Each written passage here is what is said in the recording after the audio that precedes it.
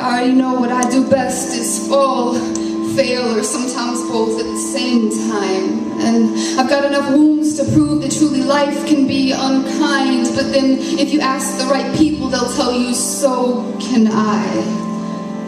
I guess I've caused enough pain to merit my own, and maybe that's why I find it so hard to let go, though I don't want to hold it sometimes so hard to let go, because I'm thinking surely I deserve these tears, and surely I deserve these years, and surely I deserve this fear that ever so near as I got strong enough to break all my mirrors, leaving me so blind I'm defined by nothing more than the words he speaks over me.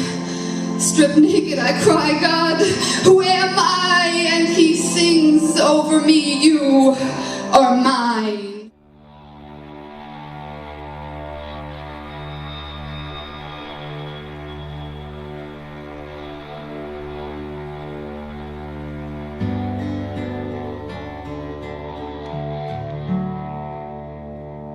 All this pain, I wonder if I'll ever find my way.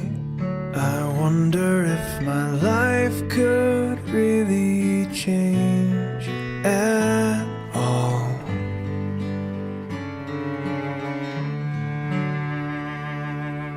All this earth, could all that is lost ever be found?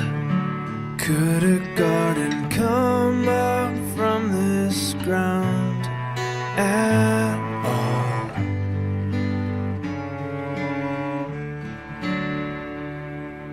You make beautiful things.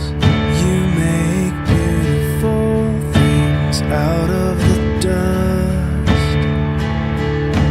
You make beautiful things. You make beautiful things out of us.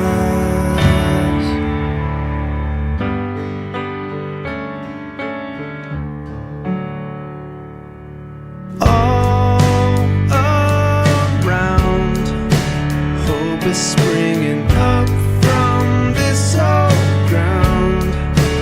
Out of chaos, life is being found in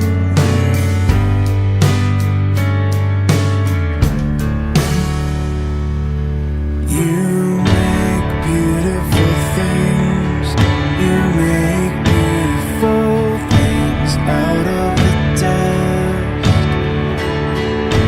You make beautiful things. You make beautiful things out of us. Oh, you make beautiful things. You make beautiful things out of the dust. You make beautiful things. You make beautiful things out of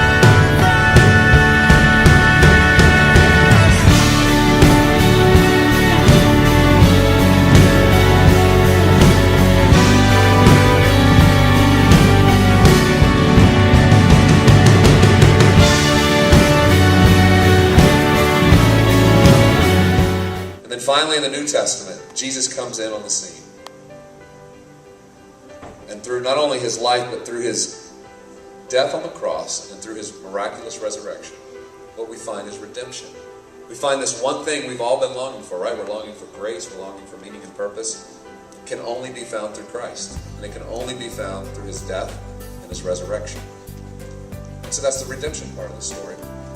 And then as we move on from there, we're called to partner with God to be about the work of restoring and renewing. They're going to get greater, and you're not going to eat some of the things you used to eat.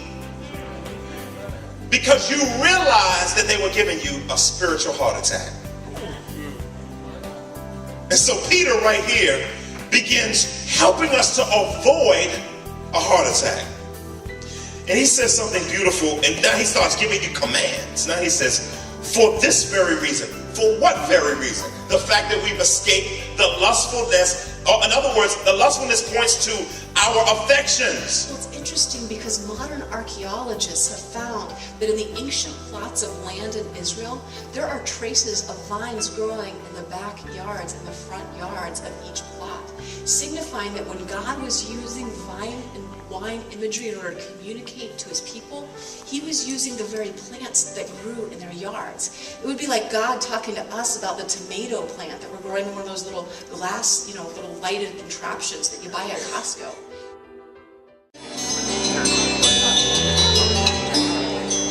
That's my, I love the place here, but usually I'm in a church setting up like, it's not right, it's like weird foods, like eggs, like I've got the egg, and like, yeah, it's like a Chinese egg